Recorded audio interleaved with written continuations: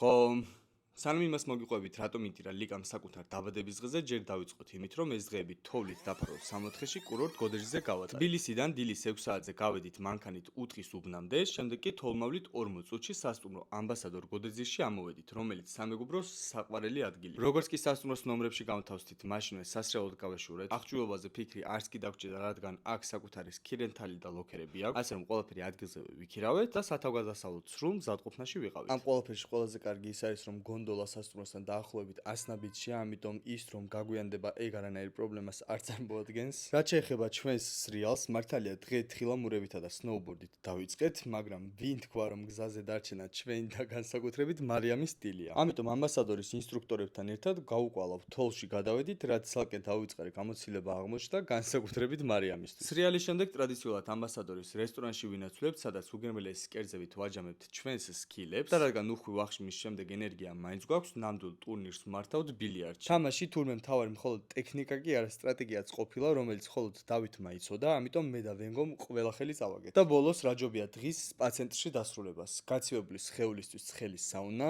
დაღლილი კუნთებისთვის აუზი, ექსტრემისთვის თოლში გადავარდა. და ყველაზე სასიამოვნო, ცხელი ჯაკუზი უშუალოდ თოვლის ფონზე. რაც შეეხება დაბადების დღეს, თავდაპირველად რესტორანში ვახშმით დაიწყო, შემდეგ კი სასტუმროს კლუბში გაგრძელდა, სადაც ჯერ გემრიელი კოქტეილებით დავტკვით, ხოლო ბოლოს თელ კურორტს ჩვენი სკილები გავაგებინეთ კარაოკეში.